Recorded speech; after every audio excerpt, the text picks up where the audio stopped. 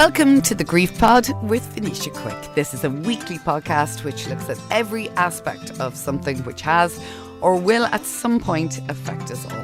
And that is grief. Whether you've lost a loved one or about to lose someone you know, or perhaps you're simply trying to help someone navigate their grief and don't know where to start or what to say, then perhaps this is the podcast for you.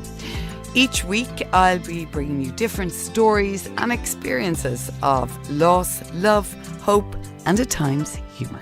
Norah Casey is probably Ireland's best known businesswoman and entrepreneur, from being a dragon on Dragon's Den to publishing magazines and being very well known in the world of broadcasting.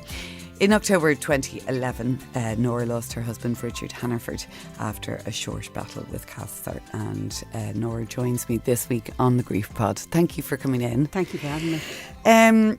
I suppose first, can we talk about Richard and the sort of person he was and how you met? Well, he worked for the BBC for just over 20 years on the Today programme on BBC Radio 4 and did stints on Panorama and Newsnight. So he had a beautiful voice. People described it as warm chocolate. And lots of my friends used to rib me in London about waking up with Richard in the morning in the shower. And he was just a gentleman. That's the best way I can put it. And I think most people know my backstory, that I had a very difficult first marriage. And I really only ever had two relationships. So I married my first husband when I was very young, in my 20s. And that was a very difficult experience. And it took a huge amount of courage to leave him. Mm-hmm. And I still thank my blessings now that I found that courage after many false goes, because if I hadn't left him, I wouldn't have met Richard, who was my soulmate, the love of my life. We were friends for about a year before we kissed, and I think that was a great thing because we knew so much about each other. To be honest, I would never have put myself out there to meet somebody else after my experience. The last thing I would do is, go on dating apps or attempt to put myself in front of men. I was scared. I was just about to say, I can imagine it'd be terrifying. You'd be constantly looking for, red flags or signs. Yeah, and he was a great support to me, actually, in the immediate aftermath of leaving my first husband. Very supportive. We knew each other as colleagues. I think we both really liked each other, but never admitted it. And there wasn't so much, I promise you, not so much as a kiss on the cheek or a hand held. But we very slowly got to know each other over time. And then when he did lunge in for the first kiss, it was at a media event and all of our colleagues were there. So I was, I was kind of really shocked he'd done that. Because So he did what they call now the hard lunch. Yes. He was definitely somebody who he had huge amounts of confidence on air. But I think in his personal life, he probably he was such a gentleman. I think he was quite reserved. So it was just unbelievable that he did that. And within a few days, we were inseparable. And we knew very quickly that we wanted to spend our life together. It was pretty instantaneous. We were in a big whirlwind, I'd say, for the first year. And we got married, and we had one Christmas. We got married on New Year's Eve, which was lovely, in the university church, and the reception was in Stephen's Green, the old Shelburne. And then we had one Christmas with no Dara, my son, and we were trying. I think you always know that a relationship's good when you want a mini hybrid version of the two of you. And then the following Christmas, Dara arrived and he was a little miracle baby. So it was wonderful, yeah. And the happiness you had with Richard against what you'd had previously, do you think perhaps that's what also made it so real and so special, was because you've seen how horrendous it could be previously? I think I realised for the first time that that's what love looks like. So I think my first relationship, I was very confused. And I thought that somebody who loved me as much as my first husband said he did wouldn't deliberately harm me. So I think the first time he hit me, if I'd known then what I know now, that he wasn't going to stop and it was going to get worse, I would have made different decisions. But I was in my early 20s away from home and just coming out of nursing. So I was a bit gauche and naive, and he was my first relationship. So when he love-bombed me and showered me with gifts, I thought, this is love. And then I met Richard and I completely understood how different it was, that was love. You know, I don't think Richard and I ever argued once all the time we were together. Wow. And that includes a stint of working together. Well, which is difficult. You go from for home us. into work. He eventually came into the business. I had bought it. I did a management buyout in 2004 and we'd had to remortgage the house and then some.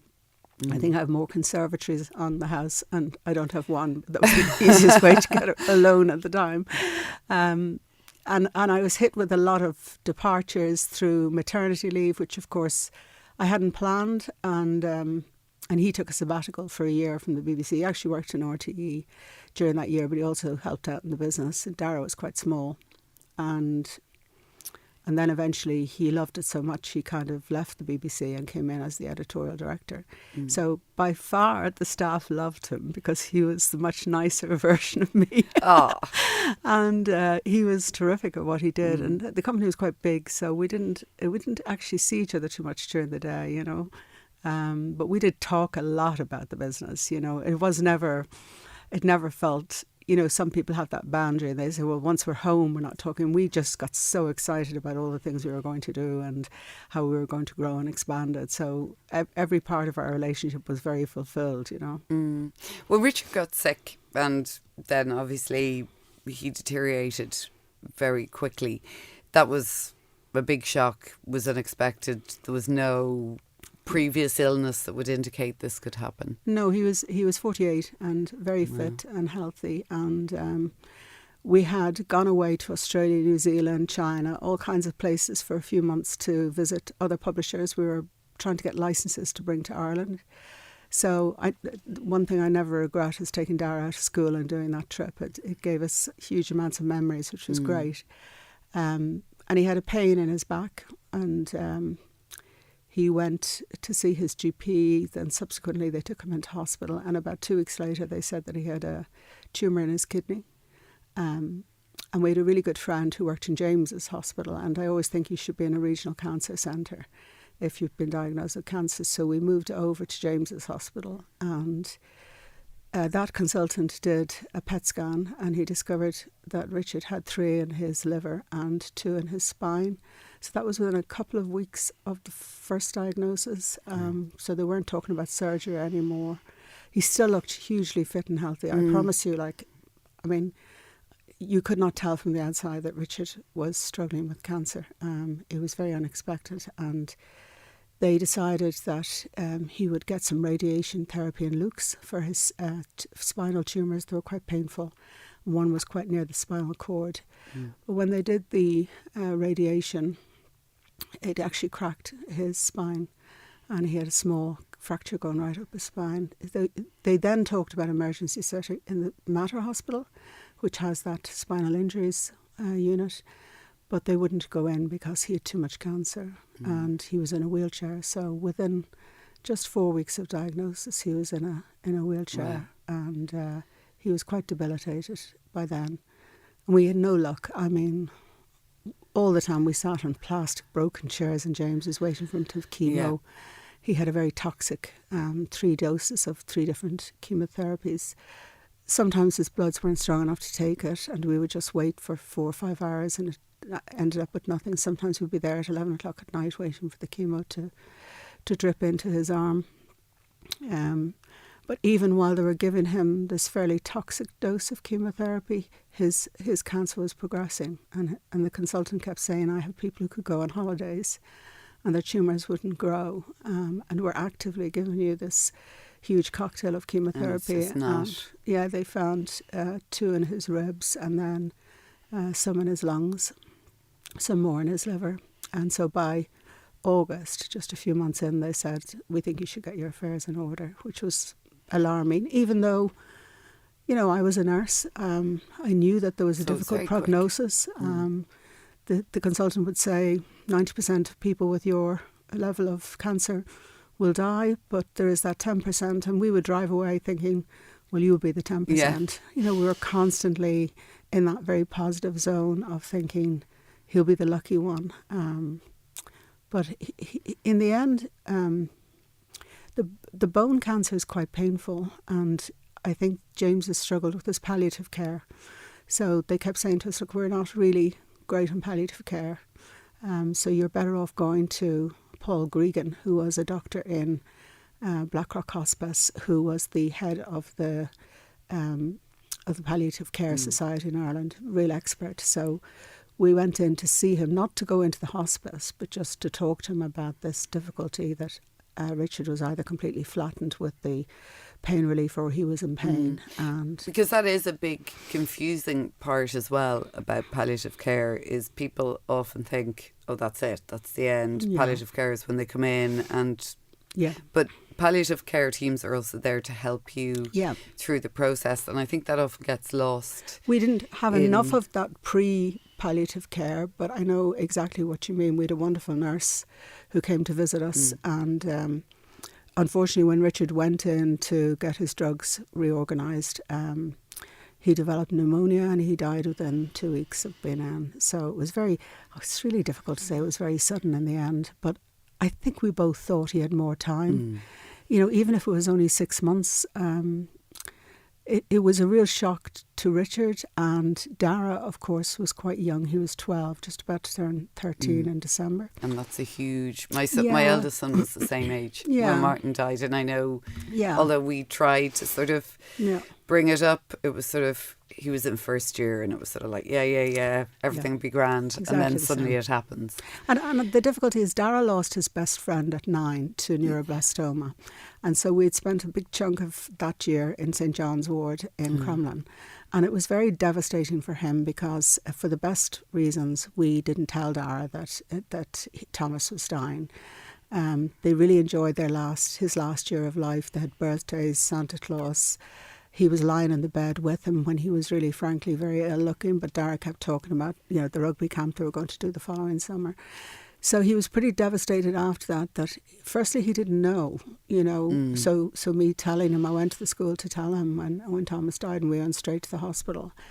But my sister died 6 months before Richard got sick, and I had spent a lot of time at her bedside. So it was really, they say what doesn't kill you makes you stronger, but actually complex grief comes about when you've got multiple levels of grief. So losing my sister and then just a few months later Richard getting so sick was difficult. And in the early days the message had been that it was very positive and they were going to do surgery, and that's the message Dara heard.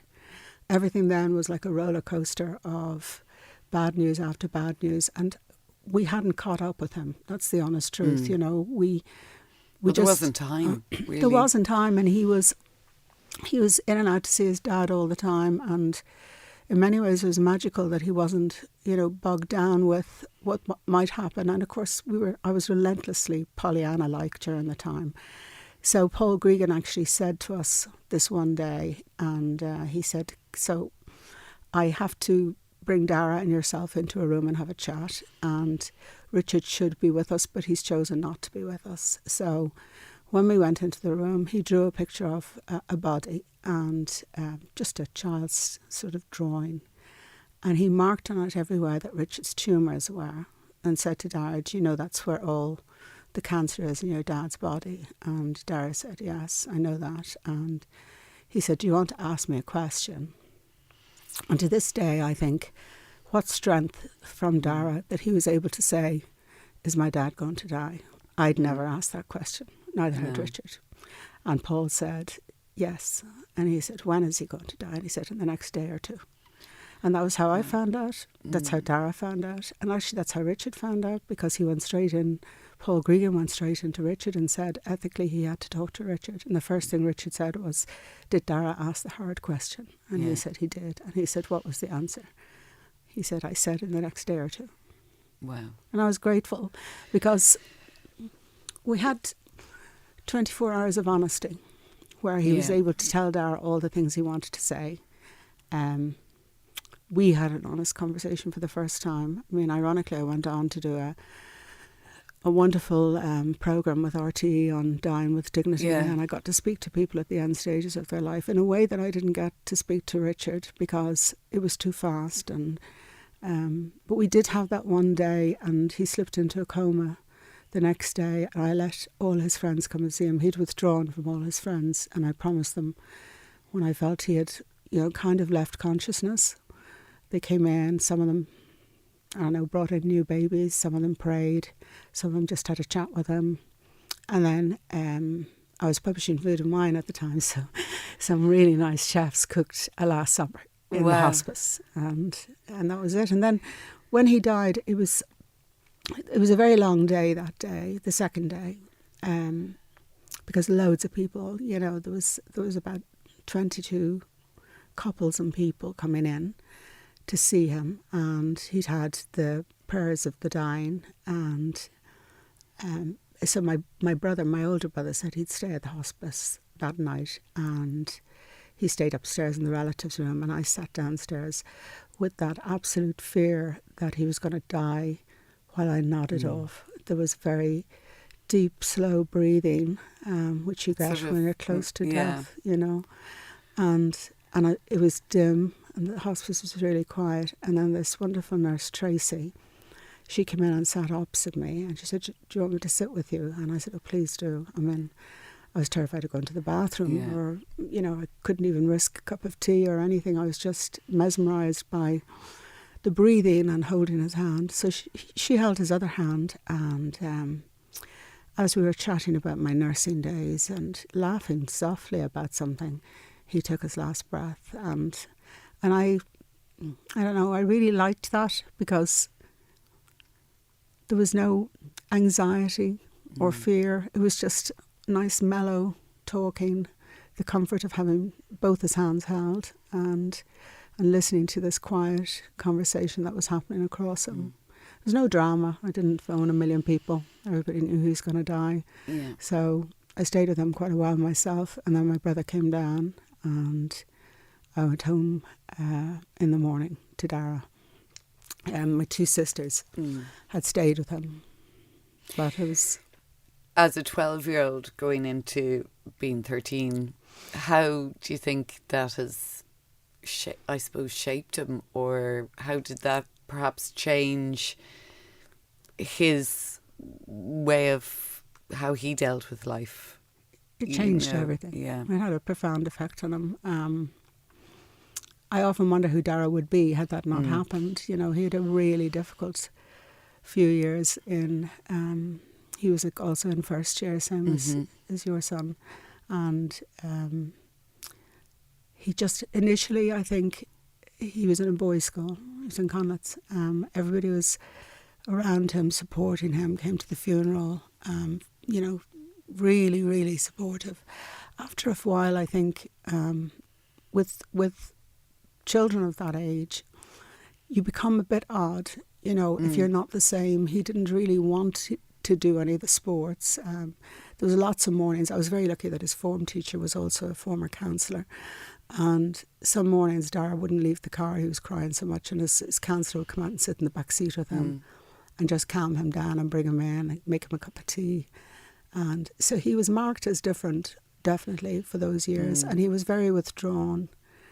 I fell in love with some subjects, which he ended up doing classics and history, and he's just finishing his master's in archaeology. Wow. So he found a lot of love for different subjects, which he concentrated on, fell out with the Catholic Church completely, absolutely refused to go into one, was very angry about, what had happened to his dad and his friend and my sister. It was just too much all at once, And were you angry? Did you feel angry? Did you struggle with your faith afterwards? Because you'd found this happiness and now it had been taken away from you. Yeah, hugely. I think, I said it to you a few minutes ago that what doesn't break you makes you stronger. But actually I had a tremendous amount of anger about these terrible things that had befallen us in such a short period of time. And the idea that Richard didn't get to live his life, like he had such a fantastic future ahead of him. And we both talked all the time about, New Year's Eve, you have a bottle of wine and you're toasting something great that's going to come, the fruits of your labours, we went through some really difficult financial hardship trying to buy the business and trying to get it to grow. And then finally we were looking at how can we expand, what can we do, and I lost Richard, and I lost that. I lost my whole future. I just felt like a big boulder just being plunked down in front of me, and time becomes really heavy. I remember talking all the time about trying to fill it. It was like the worst thing. You forget also that for the 4 months when Richard was sick, we never talked about the future. If at any point my mind went into his birthday or Christmas, I wrestled it back with an iron will, because he wasn't going to be there for that. So there was no point in us talking about it. He knew he wasn't going to be there for that. So we stayed in the moment. Like, we constantly stayed in the mundanities of, would you like soup? Can I make you something? How are you feeling? Would you need pain relief? There was no happiness in our conversations about what might happen for us next. So then when you're left bereft and you don't know what your future is, your mind is still kind of just stuck in that moment, and worse, going backwards, thinking about all of the happier times and getting lost in photographs and music. I think I can still get cross at times that Richard wasn't there, for a lot of Dara's highlights. He I was going to, he wasn't there for his graduation. It's the one person that you do want there, isn't there? Yeah, and he wanted there, so he Richard, I think, as you just pointed out, that was the end of 2011 and the beginning of 2012, so it's quite some time ago, but he still remained very present in our lives because of that, because I think because Dara was going through all those formative years and I was figuring out how to dust myself down and get back up and get in the ring. I left the business and my brother went in and ran the companies and the Dragon's Den investments. I just had no appetite to give other people energy. And if you're the CEO, I was the kind of person who walked in and talked to everybody all at once and sat on the desk and, sort of larger than life, always, having banter, always out and about with everyone. And I just closed my door. And most people in the company were grief-stricken too, because they loved Richard, and I couldn't face going in there every day opening emails that he'd sent me a few months ago.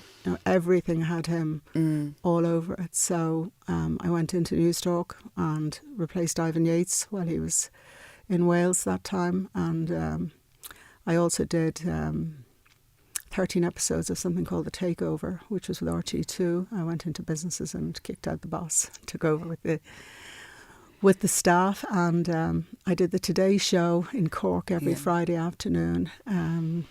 Was that sometimes I think when somebody dies, especially somebody that's close to you, particularly a partner or husband or wife, you tend to, I think, change who you are a little bit, whether it's your clothes or what you do for hobbies, or you take up something, or you change what you do for work. Did you find suddenly then you were going, I'm going to do News Talk, or I'm going to do this because that's I wish I could say it was different. Planned, but I had rented a house in Wicklow for me and Dara.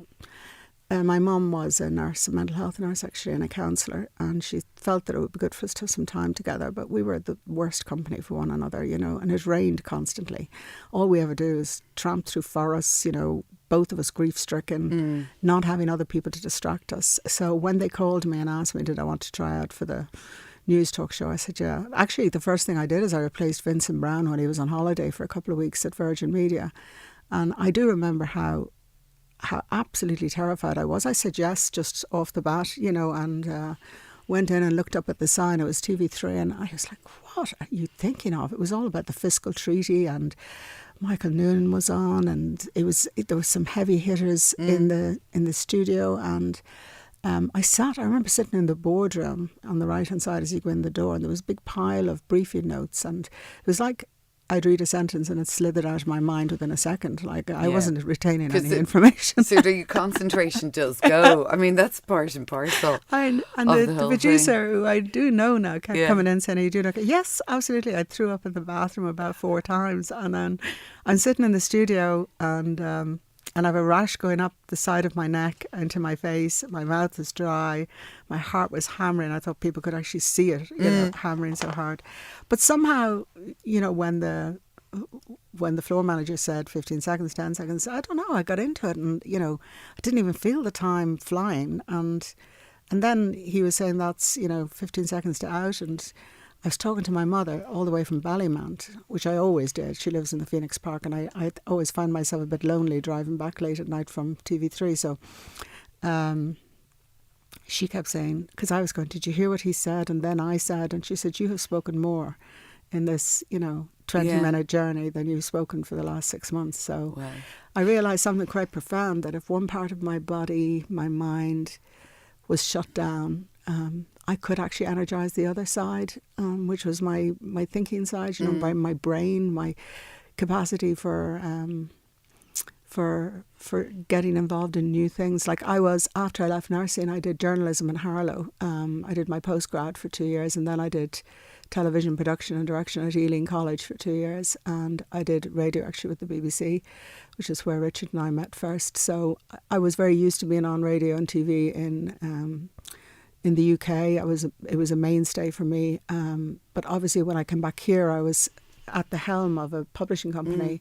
So people probably hadn't known that was my whole DNA was journalism, and same as Richard, but I found it very comfortable sitting in, news talk, and it was great because I got up at 4:30. I had somebody come in and be with Dara to get his, I prepared his lunch in a school bag, and the great thing was I was there when he came home, and I promised myself that that's what I would do when Dara was a teenager. I went back to work at 12 weeks, and I thought, when your children need you most is during their teenage years, and I'm going to be more present for him, and I think the good thing about all of that, the crazy, chaotic world of working in multiple, firstly, Oliver Callan, I walked into a charity gig in the Shelburne, and he was joking, and he saw me coming in, and he said, of course there's loads of jobs in Ireland, it's just Norah Casey has them all. I really was holding down multiple jobs, but my brain was on fire with information. I had a ready-made excuse not to go out anywhere. I didn't want to see anyone. I didn't want to go to anything. I didn't want any balls. I didn't want to speak at any event. So everybody knew I was up at 4:30 in the morning. I had a free pass. You had a free excuse. Yeah, I had a good year and a half of grieving, being very tired, mentally, and but also because grief is exhausting. It's exhausting. I mean, when you look back in it, it's like those years are just the initial years. I should say, sort of like you're constantly jet lagged because you're just trying to tread water. Exactly like that. I mean, I think also I feel that I found new ways of coping. So at the time you used to have DVDs. So I found the top 100 funniest movies of all time, and I ordered them. And every single evening, no matter how bad our day was, myself and Dara watched one at 7 o'clock. So, John Candy was a regular in our city. Yeah. We went through a whole period of rewatching the Blues Brothers again and again, and he had to get a hat and glasses to watch them. And, Airplane 1, 2, 3, Dirty Rotten Scoundrels. There was, so there was a constant cast of characters, and we would find ourselves laughing, feeling guilty about laughing, but still having that 1 hour in the day where the rest of it faded away and we were able to... The escape. Yeah. It was very therapeutic for both of us. Yeah. But laughing is therapeutic, and I don't think you can really, although this sounds probably weird to say, you can't really do grief without some sort of humour.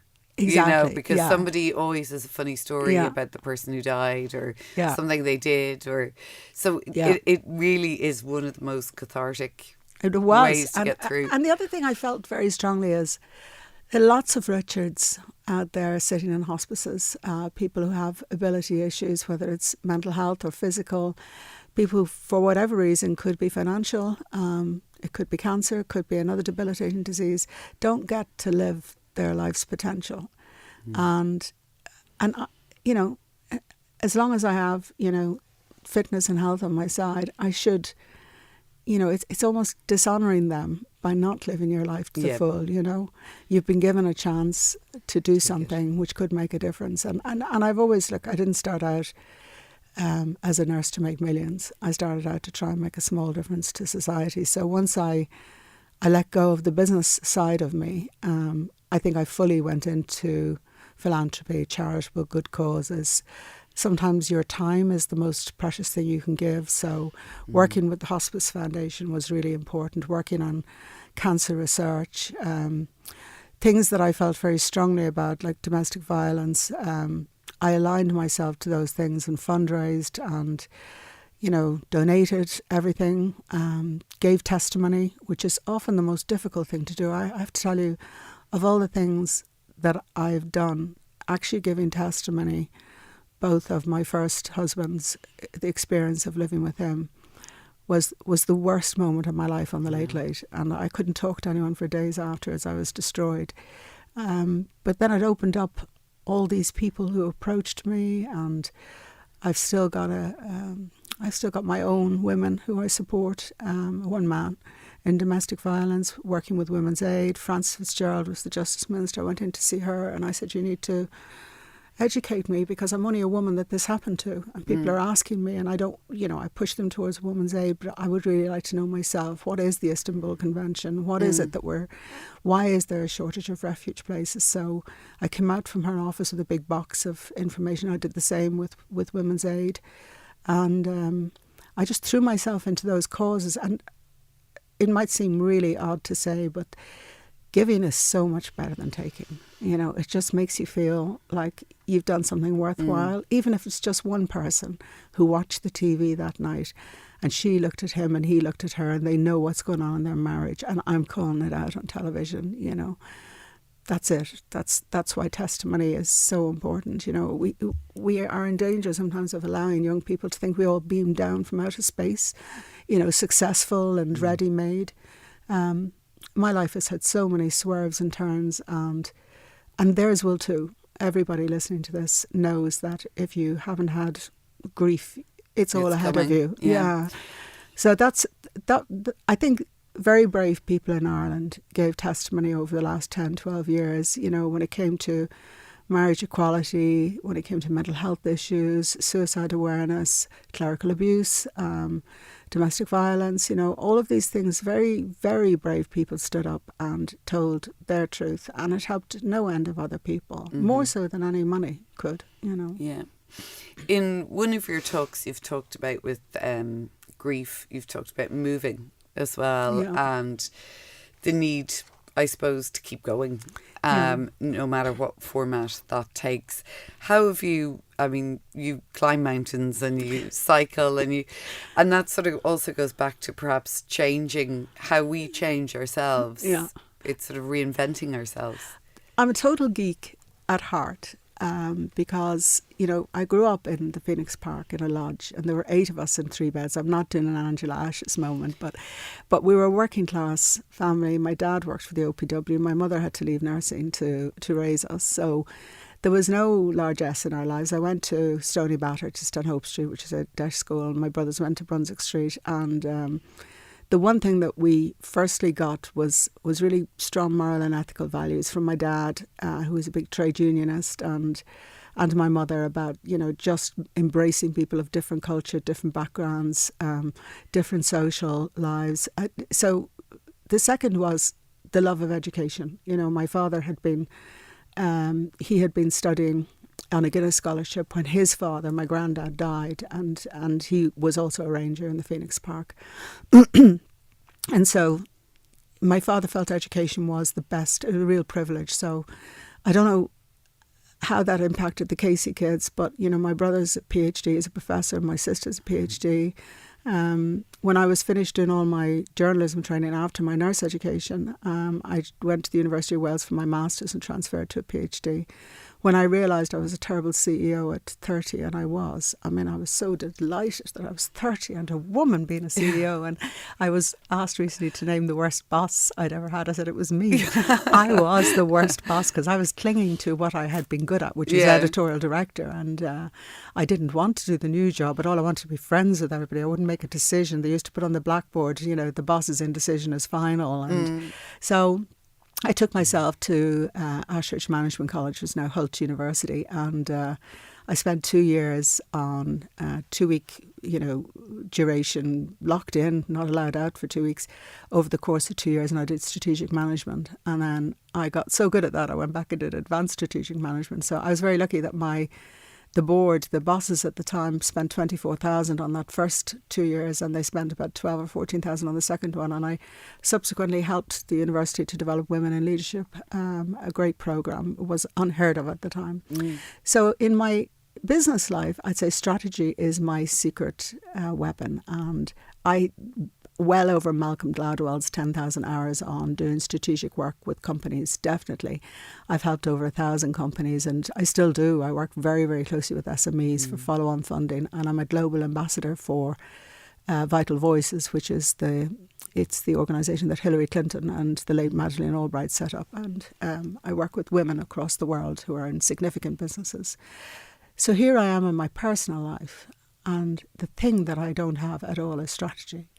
I have no future. I can't even comprehend the future. The idea of living without Richard, I didn't even want to think of it. And the worst thing you can do, I think, in your life is to stay standing still. The worst thing is that you constantly look backwards rather than looking forwards. So I've always talked to people about setting a personal sat-nav. It's one of the most important things that we do, and we're hardwired as humans to do it. That's one of the things that make us unique as humans, is that we can mentally time travel, not just backwards, but forward. More importantly, forwards. So I was very lucky. My mum, Mags, my dad died at 69, and she was just the most incredible role model. She had transformed herself. She went off and did philosophy, counselling, worked for Childline. She was studying languages. She became the oldest person at 71 to pass her computer driving program, whatever it was called. So she was wonderful. She had great capacity for life, and so she was kind of my sat nav. Like, if you want to know how to get somewhere, ask somebody who's there already. You know. So I kept saying to myself, there is a better future. It may not be the future you want, but it is possible to lift yourself out of this and to do things that exercise your mind, that make you feel excited about knowledge. And I've always said I'd rather be interested than interesting. I'm still always interested. I still go off and learn new things. I, even during COVID, did behavioural science with Harvard, who are doing free online courses. So yeah, my brain is just on fire all the time. I've done some life sessions with a great woman who is in America, and I know her very well through Vital Voices. And the first time I sat down with her, she asked me to map, how great my working life was, my personal life, my love life. And needless to say, my work life and my brain and everything were just fine. Way off the charts. But the personal and love life and things like that were very, very low. So I think that was very telling. I recently did it again with her about 6 months ago. We did it on a Zoom.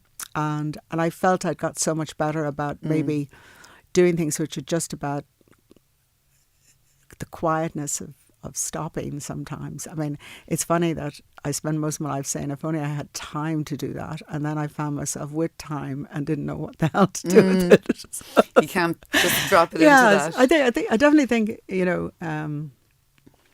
I now set sat-navs for myself. That's the only way I can put it. It's an old-fashioned name, but I'll say to myself, I've 2 books that I'm trying to finish. And of course, I did finish a book during that grieving when I thought I could rule the world, and I wrote a book with Penguin, and I think it took me 8 or 9 months, and I got the #1 spot above Roy Keane. So I just felt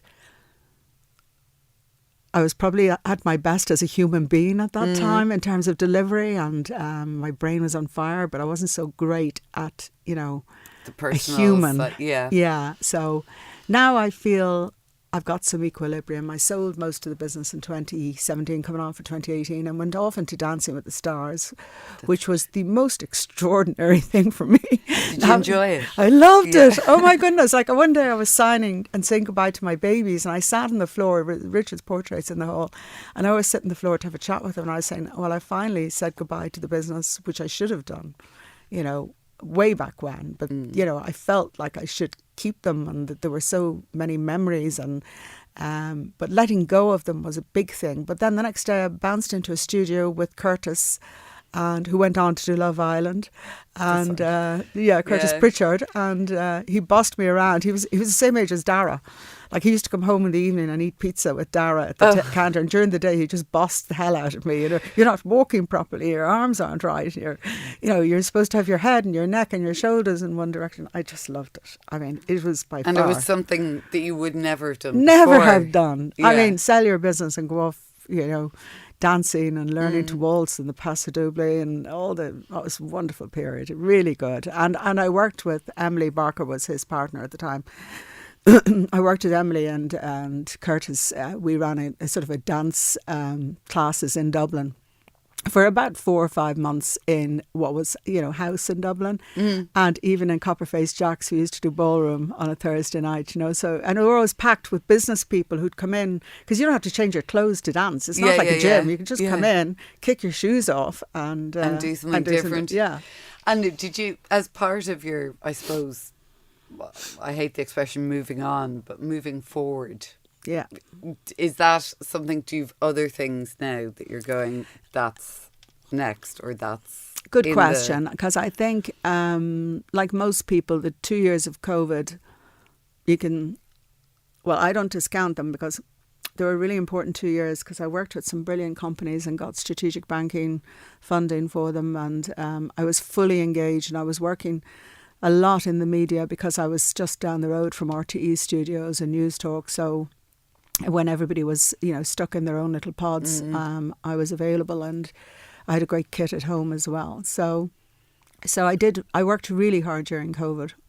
At the end of COVID, my sister got married, and she'd had a tough time during COVID. She had breast cancer, and she had the all clear. So this wedding had been reorganised quite a few times. There was only 50 of us, it was one of those coming out of COVID, the very tail end in 2002, Jan. Okay. So it was between Christmas and New Year. You probably only allowed a few people then anyway, was it? I think they might have, but nobody trusted it, because every time they said somebody you could, coughed, they went like, back. Yeah, so there was just 50 of us, and we'd all been, Casey's are a big family, so we'd all been so good. My mother was like a demon. We couldn't touch each other or go near each other before the wedding in case anybody fell by the wayside. So, but of course at the wedding we did lots of hugging and dancing and everything, and I think almost all of us ended up with COVID, and I had a very mild version, really mild. I worked through it. It was doddle, but about 4 weeks later I was very sick. I collapsed and I was in hospital for a long time, and I didn't have... With COVID? It wasn't COVID. It's called a cytokine storm. I suppose the layman's term is a metabolic crash.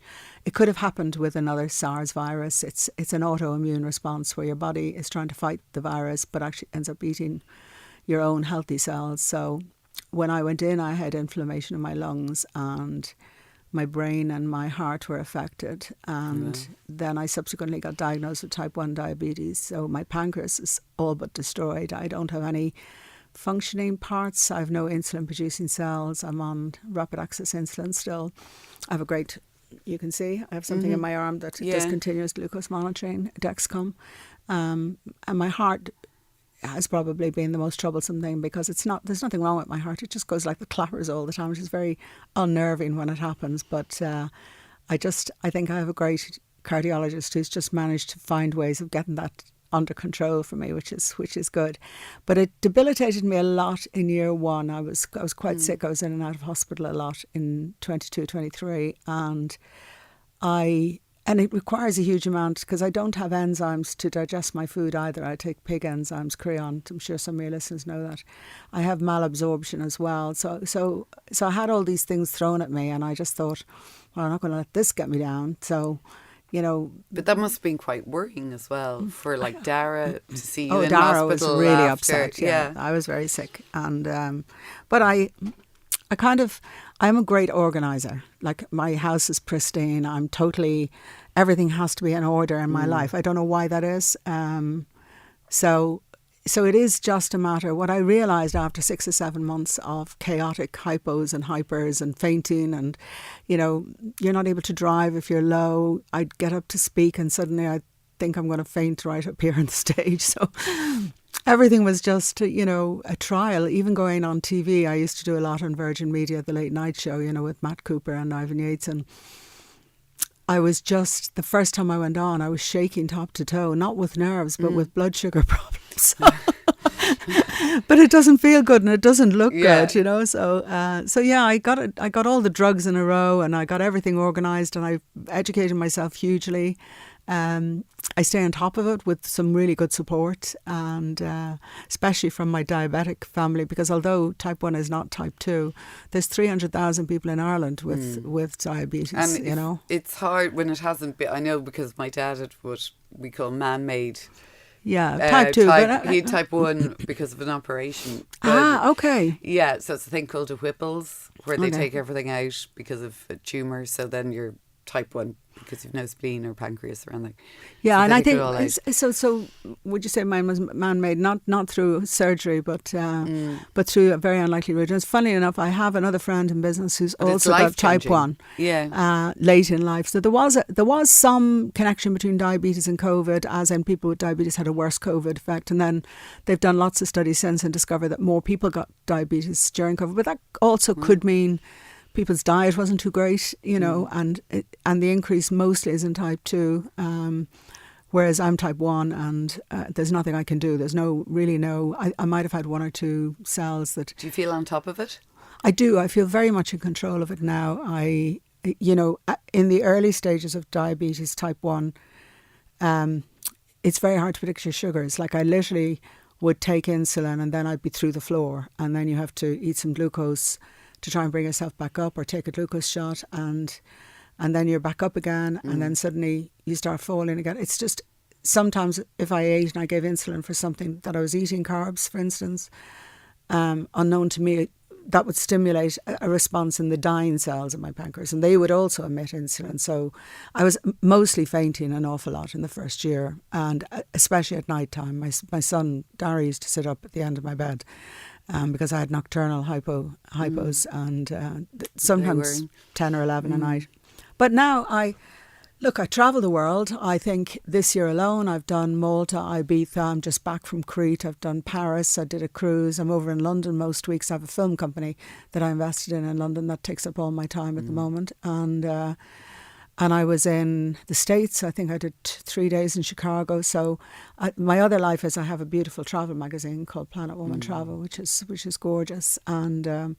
And I'll be very honest, I've been travel writing all my life just because I never had enough money to travel. And in my 20s, I wrote for The Guardian. Richard also wrote for The Guardian and The Observer. And I think in recent years, I've always written for Tatler and for Food and Wine magazine. And after I sold them, I thought this is one of the greatest joys in my life. So, you know, as I get older, my need to go travelling is stronger. And I'm a great solo traveller. So I do almost all of my travel is solo.